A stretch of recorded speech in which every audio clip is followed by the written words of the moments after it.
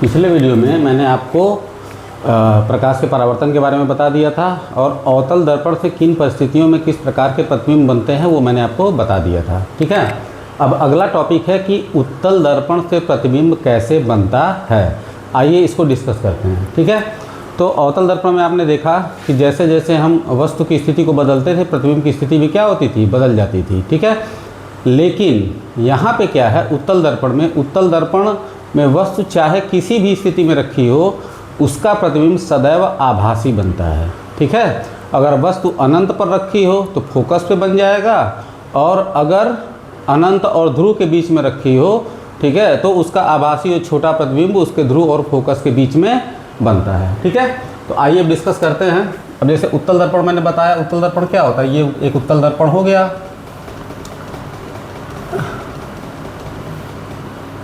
ये इसका परावर्तक तल हो गया। ठीक है, ये मुख्य अक्ष हो गया, और ये क्या हो गया, इसका ध्रुव हो गया, ये ध्रुव हो गया, ये फोकस हो गया। ठीक है, ये वक्रता केंद्र हो गया। ठीक है, तो अगर मान लीजिए कि अनंत पे कोई वस्तु रखी है तो अनंत से चलने वाली जो किरणें होती हैं, ठीक है, वो मुख्य अक्ष के समांतर तो नहीं होती हैं, लेकिन आपस में क्या होती हैं, समांतर होती हैं। तो अनंत पे कोई वस्तु रखी है तो अब ये क्या हो जाएगी, यहाँ से परावर्तित हो जाएगी। ठीक है, तो परावर्तन के पश्चात ऐसा लगेगा कि ये किरण जो है कहाँ से होकर आ रही है, फोकस से होकर के आ रही है। ठीक है, तो वस्तु का बहुत ही छोटा प्रतिबिंब कहाँ पे बन जाएगा, फोकस पे बन जाएगा। दूसरी चीज़ ये है कि अगर हम वस्तु को, ठीक है, क्या करते हैं, फोकस वक्रता केंद्र, ठीक है, यहाँ पे हमने वस्तु को क्या कर दिया, रख दिया। ठीक है, ये कोई वस्तु है, मुख्य अक्ष के समांतर किरण चली, ठीक है, लगेगा कि फोकस से होकर के आ रही है, यहीं से परावर्तित हो जाएगी। ठीक है, और दूसरा अगर मान लीजिए कि हम दूसरी किरण को इसके ध्रुव पे डाल दे रहे हैं, ठीक है, तो ये परावर्तन के नियम का पालन करते हुए यहाँ से निकल जाएगी। तो अगर हम इसको पीछे बढ़ाएं तो लगेगा कि यहाँ पे आकर के क्या हो रही है, मिल रही है। तो ये जो वस्तु AB है इसका आभासी प्रतिबिंब A' B' यहाँ पर हमको प्राप्त हो जाएगा। ठीक है, तो जो उत्तल दर्पण है, अगर हम इसमें प्रकृति की बात करें कि प्रतिबिंब की प्रकृति कैसी होती है, तो पहला क्या हो जाएगा, पहला हो जाएगा आभासी, और आभासी प्रतिबिंब है तो ये क्या होगा, सदैव सीधा होगा। ठीक है, और दूसरा क्या होगा, वस्तु से छोटा, वस्तु से क्या होगा, छोटा। देखिए हमेशा ये छोटा प्रतिबिंब होता है। ठीक है, और तीसरा चीज़ क्या होगा, तीसरा चीज़ होगा कि ध्रुव और फोकस के बीच में।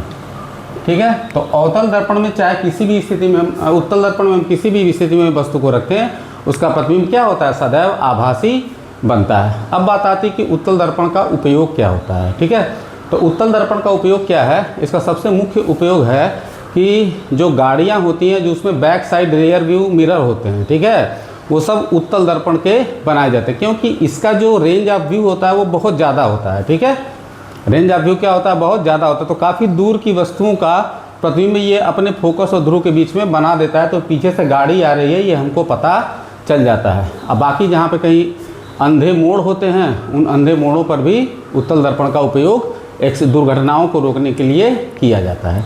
ठीक है, इसके बाद जो अगला टॉपिक आता है कि अब जैसे हमने क्या किया, आपने पता कर लिया कि दर्पणों में किन स्थितियों में रखने पर प्रतिबिंब कैसे कैसे कहाँ कहाँ बनता है। ठीक है, अगला टॉपिक ये है कि जो प्रतिबिंब बन रहे हैं, ठीक है, अगर हमें गणना करनी है कि वस्तु की लंबाई इतनी है, प्रतिबिंब की लंबाई इतनी है, ये इतना है, वो इतना है, ठीक है, तो इतनी दूरी पर अगर वस्तु को रखे तो कितनी दूरी पर प्रतिबिंब बनेगा। ठीक है, तो ये सारा कैलकुलेशन करना होता है, और इस पर कई सारे न्यूमेरिकल प्रश्न बोर्ड परीक्षाओं में पूछे जाते हैं जो कि बहुत महत्वपूर्ण होते हैं। ठीक है, तो उसको जानने से पहले सबसे पहले हम ये समझेंगे कि चिन्ह परिपाटी क्या होती है। जैसे क्या होता है कि जब वस्तु की दूरी या प्रतिबिंब की दूरी को हम निकालते हैं, ठीक है, तो उसमें धनात्मक लेना पड़ता है, ऋणात्मक लेना पड़ता है आवश्यकता अनुसार। ठीक है, तो कब धनात्मक लिया जाएगा और कब ऋणात्मक लिया जाएगा ये मैं आपको बता रहा हूँ। ठीक है, अब जैसे देखिए मैं लिख रहा हूँ यहाँ पे चिन्ह परिपाटी, चिन्ह परिपाटी। ठीक है, इसको कहा जाता है साइन कन्वेंशन। ठीक है, आप निर्देशांक ज्यामिति पढ़े होंगे। निर्देशांक ज्यामिति का पिछला वीडियो जो मैंने बनाया था उसमें भी मैंने ये डिस्कस किया था। निर्देशांक ज्यामिति में क्या होता है आप देखिए। ठीक है, X O Y Y dash X dash, पहले इसको समझिएगा। ठीक है, अब इसमें जो इधर की दूरी होती है ये क्या होती है, धनात्मक ली जाती है। इधर की दूरी क्या होती है, धनात्मक ली जाती है। इधर की दूरी क्या होती है, ऋणात्मक ली जाती है। और इधर की दूरी क्या ली जाती है, ऋणात्मक ली जाती है। ठीक है, तो बिल्कुल जब हम किसी दर्पण से वस्तु की दूरी या प्रतिबिंब की दूरी हम क्या करते हैं, निकालते हैं। ठीक है, तो इसी नियम का प्रयोग किया जाता है। अब कैसे किया जाता है इसको देखिए। सबसे पहले हम डिस्कस करते हैं अवतल दर्पण के लिए, X O Y Y dash X dash. अब मान लीजिए कि ये अवतल दर्पण है, ये एक अवतल दर्पण हो गया एम एम डैश। ठीक, ये इसका हो गया परावर्तक तल। अब ये जो दोनों अक्ष एक्स अक्ष और वाई अक्ष काट रहे हैं, इसका जो मूल बिंदु है इसको हम दर्पण का क्या मान लेते हैं, ध्रुव मान लेते हैं। ठीक है, तो एक चीज़ आप ध्यान रखिएगा, कभी भी हम दर्पण से कोई भी कैलकुलेशन करते हैं तो उसमें वस्तु को हमेशा बाईं ओर रखा जाता है।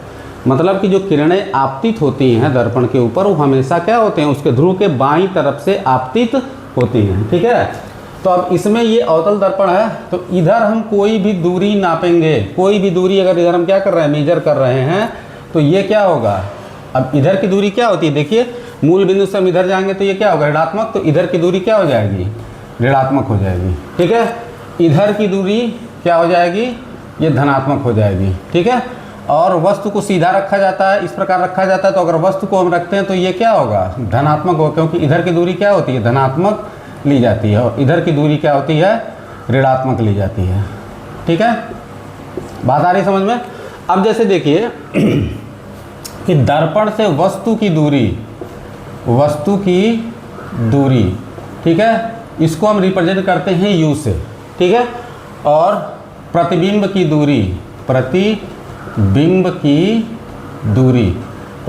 दूरी को रिप्रेजेंट किया जाता है v से। और फोकस दूरी को रिप्रेजेंट किया जाता है f से। ठीक है, और वक्रता त्रिज्या को रिप्रेजेंट करते हैं हम किससे, r से। वक्रता त्रिज्या क्या हो जाती है, r हो जाती है। ठीक है, अब जरा देखिएगा कि अगर ये अवतल दर्पण है तो अवतल दर्पण में अगर हम किसी वस्तु को यहाँ पे हमने रखा, ये मान लीजिए इसका फोकस हो गया और ये वक्रता केंद्र हो गया, तो फोकस हो जाएगा। तो फोकस और ध्रुव के बीच की दूरी क्या होती है, फोकस दूरी होती है। और वक्रता केंद्र से ध्रुव के बीच की दूरी क्या होती है, वक्रता त्रिज्या होती है। तो अब इसमें एक चीज़ ध्यान दीजिएगा कि अगर कहा जाए वस्तु की दूरी, तो वस्तु की दूरी या प्रतिबिंब की दूरी कभी भी दर्पण से हम नापते हैं तो दर्पण के ध्रुव से नापा जाता है। ठीक है, तो वस्तु की दूरी क्या हो जाएगी, ये हो गई। अब आप इसको देख के बताइए कि अगर उत्तल दर्पण में हम वस्तु की दूरी नापते हैं तो u क्या होगा, u आप देख लीजिए निगेटिव होगा, ऋणात्मक होगा। क्या होगा, ऋणात्मक। क्यों, क्योंकि वस्तु को हमेशा किधर रखा जाता है, बाईं तरफ रखा जाता है। ठीक है, दूसरा, अगर अवतल दर्पण की फोकस दूरी की बात करें तो फोकस दूरी भी ध्रुव के क्या होगा, फोकस भी इसका ध्रुव के बाईं तरफ ही होता है, तो ये भी क्या हो जाएगा, ऋणात्मक हो जाएगा। बात आ रही समझ में, यह भी क्या हो जाएगा, ऋणात्मक हो जाएगा। और वक्रता त्रिज्या ये भी क्या, जिधर फोकस होता है उधर ही होता है। तो r बराबर मैंने आपको बताया फोकस का क्या होता है, डबल होता है। ठीक है, तो ये भी क्या हो जाएगा, चूँकि बाईं तरफ है तो ये भी क्या हो जाएगा, निगेटिव हो जाएगा। ठीक है, और दूसरे वस्तु की लंबाई, कोई भी दर्पण हो वस्तु की लंबाई हमेशा धनात्मक लेते हैं। अब इसमें एक चीज़ देखिए कि अगर प्रतिबिंब क्या होगा, आभासी बनेगा, तो आभासी प्रतिबिंब सीधा बनता है ना, ऊपर की तरफ बनता है, तो प्रतिबिंब जो होगा वो पॉजिटिव होगा।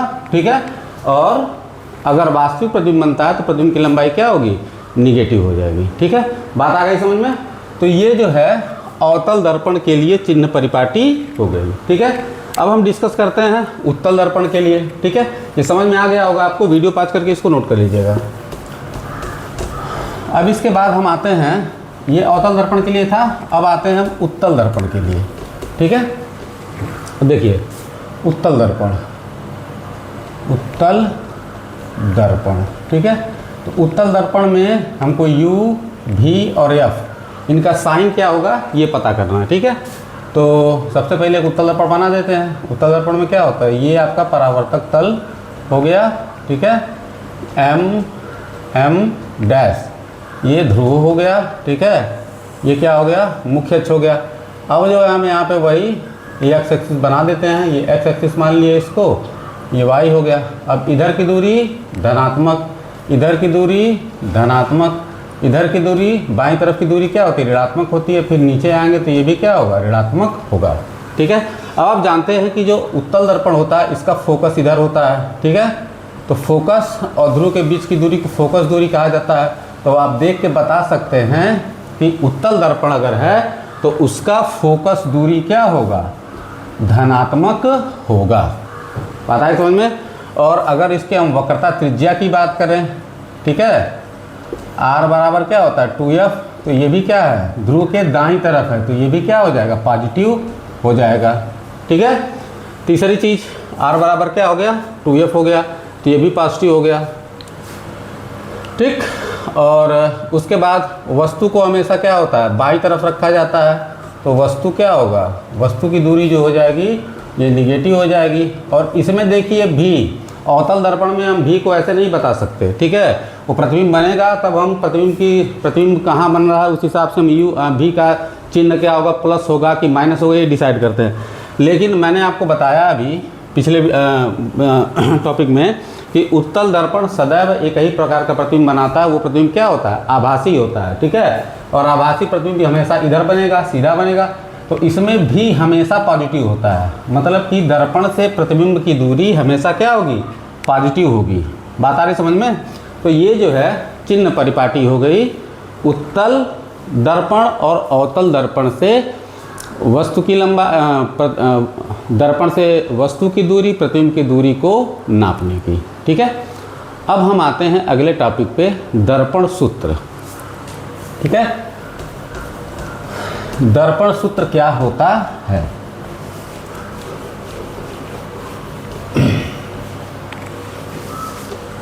तो दर्पण सूत्र, ठीक है, इसको कहा जाता है मिरर फार्मूला, मिरर फार्मूला, ठीक है। दर्पण सूत्र, दर्पण सूत्र क्या है, दर्पण सूत्र जो है हमको दर्पण से वस्तु की दूरी, दर्पण से वस्तु की दूरी, वस्तु की दूरी क्या मानी जाती है, u मानी जाती है। दर्पण से प्रतिबिंब की दूरी, प्रतिबिंब की दूरी, ठीक है, इसको क्या माना जाता है, v माना जाता है। और दर्पण की फोकस दूरी, दर्पण की फोकस दूरी, तो दर्पण की फोकस दूरी क्या होती है, f होती है, ठीक है। तो जो सूत्र हमको u, v और f में संबंध को बताता है उसे हम क्या कहते हैं, दर्पण सूत्र कहते हैं। और ये संबंध होता है 1/v + 1/u = 1/f, ठीक है। मतलब ये हो गया कि 1/, दर्पण से प्रतिबिंब की दूरी, प्रतिबिंब की दूरी प्लस 1/, दर्पण से वस्तु की दूरी, वस्तु की दूरी बराबर हो जाता है 1/, फोकस दूरी, ठीक है। अब देखिए, चाहे ये उत्तल दर्पण हो और चाहे ये अवतल दर्पण हो, दोनों प्रकार के दर्पणों के लिए यह सूत्र क्या होता है, एक ही होता है, ठीक है। ऐसा नहीं है कि उत्तल दर्पण के लिए सूत्र कुछ और होगा और अवतल दर्पण के लिए सूत्र कुछ और होगा, ठीक है। अब कक्षा 10 का जो पाठ्यक्रम है एनसीईआरटी का, उसमें इसका डेरिवेशन आपके पाठ्यक्रम में नहीं है, कक्षा 10 के पाठ्यक्रम में नहीं है, ठीक है। लेकिन जो है अगले वीडियो में, जो अगला वीडियो मैं बना रहा हूँ, उसमें यह सूत्र कहाँ से आया वो मैं आपको बता रहा हूँ। तो उसके पहले इस वीडियो को देख करके आप इसे अच्छी तरह से समझ लीजिए, नोट्स बना लीजिए, ठीक है। और फिर वही ज़्यादा से ज़्यादा आप लोग इसको सब्सक्राइब कीजिए और शेयर कीजिए ताकि बहुत सारे बच्चों का भला हो सके। और मैं अपने वादा अनुसार जिस दिन मेरे 1000 सब्सक्राइबर पूरे हो जाएंगे उस दिन जो है मैं आपके लिए फिजिक्स, केमिस्ट्री और मैथ का ठीक है, लाइव क्लास शुरू कर दूंगा यूट्यूब पे, वो भी फ्री ऑफ कॉस्ट। बहुत बहुत धन्यवाद।